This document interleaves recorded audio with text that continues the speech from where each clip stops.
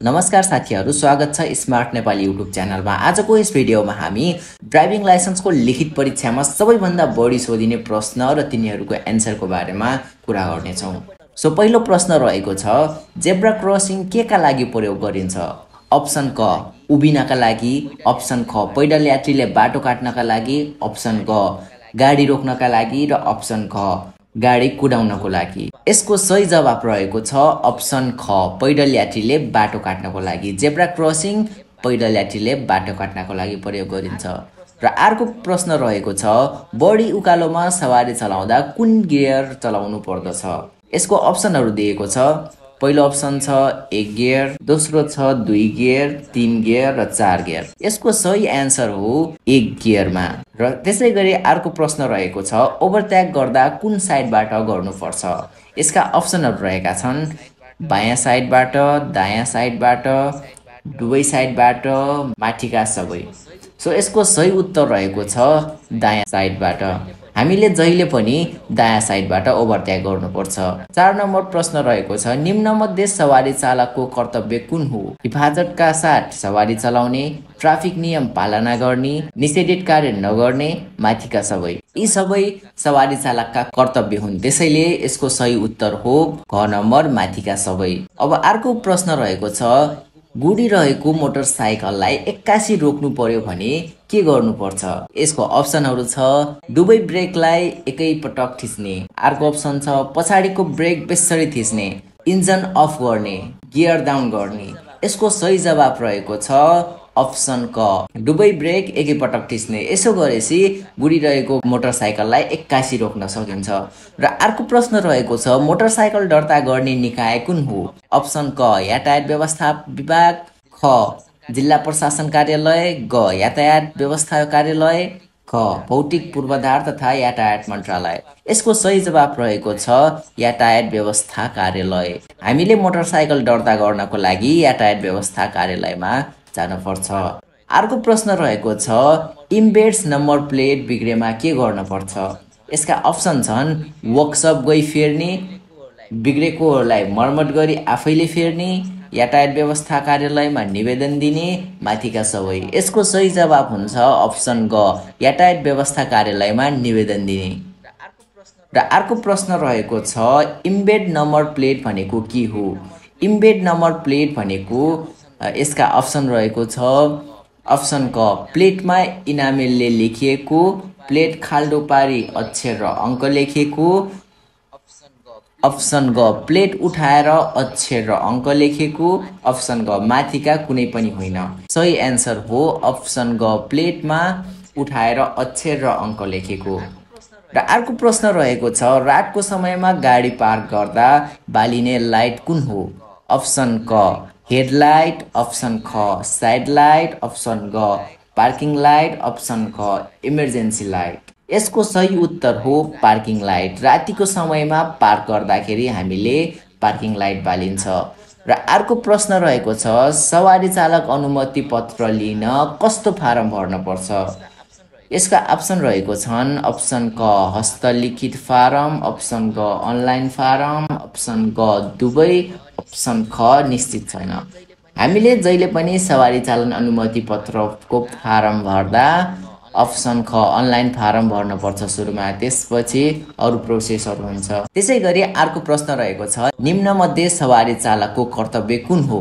Option क गाडी भाडा उठाउने, अप्सन ख सडक सफाई गर्ने, अप्सन ग कन्डिसन चेक गरेर गाडी चलाउने, अप्सन क कुनै पनि होइन।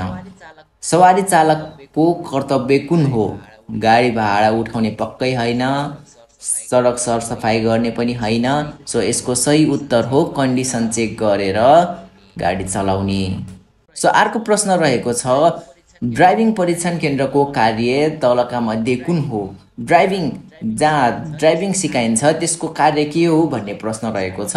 यसका अप्सन रहेका छन्, अप्सन क लाइसेन्स फारम भर्न सहयोग गर्ने, ख लाइसेन्स फारम दर्ता गराइदिने, अप्सन ग ट्रायल परीक्षामा सिकाउने, अप्सन ग सवारी चलाउन परीक्षण दिने।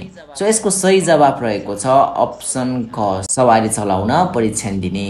र यसै गरी अर्को 13 नम्बरको प्रश्न रहेको छ, कुन अवस्थामा सवारी साधन चलाउनु हुँदैन?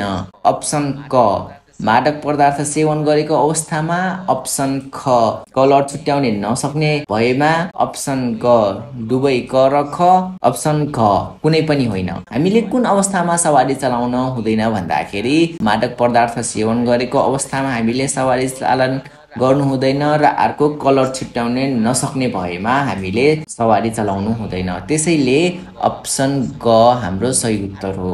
अर्को प्रश्न रहेको छ, सडक पार गर्दा कसलाई प्राथमिकता दिन पर्दछ? अप्सन क स्कुले विद्यार्थीलाई, अप्सन ख शारीरिक अपाङ्गता भएका व्यक्तिलाई, अप्सन ग बुढाबुढीलाई, माथिका सबैलाई। हामीले जहिले पनि बाइक स्कुटी जेसुकै चलाउँदा पनि हामीले सबैलाई प्राथमिकता दिनु पर्दछ।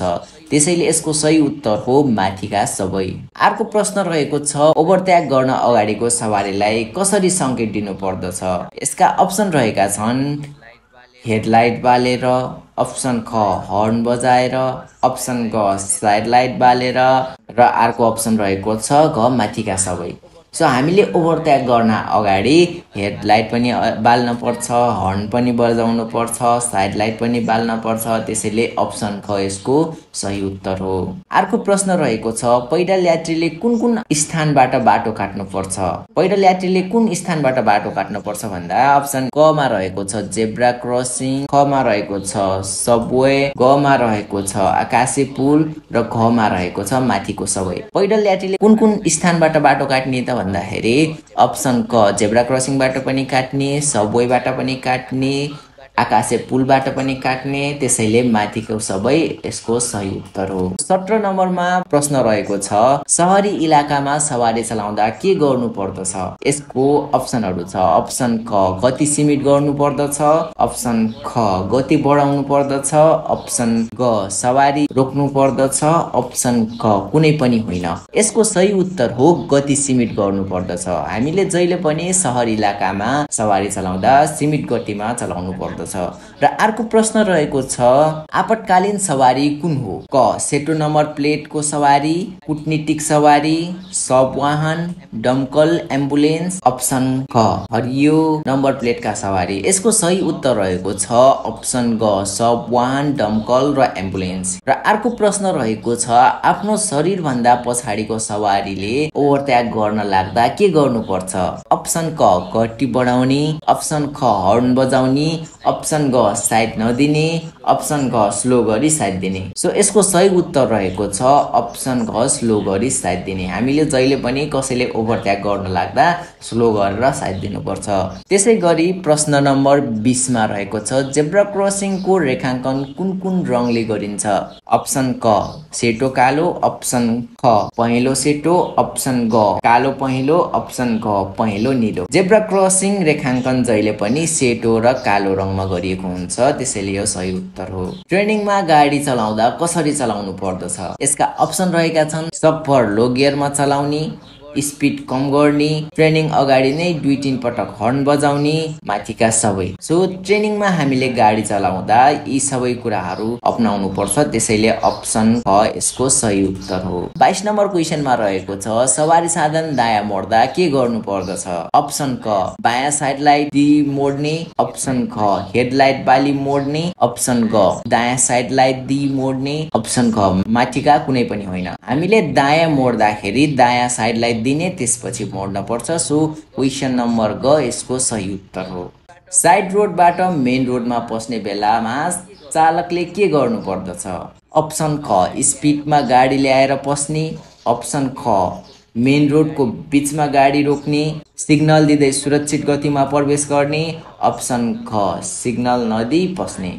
सो हामीले रोड साइडको मेन रोडमा पस्ने बेला हामीले जहिले पनि सिग्नल दिई सुरक्षित गतिमा प्रवेश गर्न पर्छ। सो अप्सन नम्बर ग यसको सही उत्तर हो। लुकिङ ग्लास कुन समयमा हेर्न पर्छ? अप्सन क ओभरटेक गर्दा मात्र हेर्ने, अप्सन ख ब्याक गर्दा मात्र हेर्ने, अप्सन ग दायाँ अवस्था बायाँ मोड्दा मात्र हेर्ने, अप्सन ख माथिका सबै अवस्थामा हेर्ने। सो लुकिङ ग्लास हामीले माथि दिएका सबै अवस्थामा हेर्न पर्छ। त्यसैले अप्सन ख यसको सही उत्तर हो। सो आजको लागि यति नै। अर्को भिडियोमा फेरि भेटौँला। Thank you for watching. This is Bhuwan and this is smart Nepali.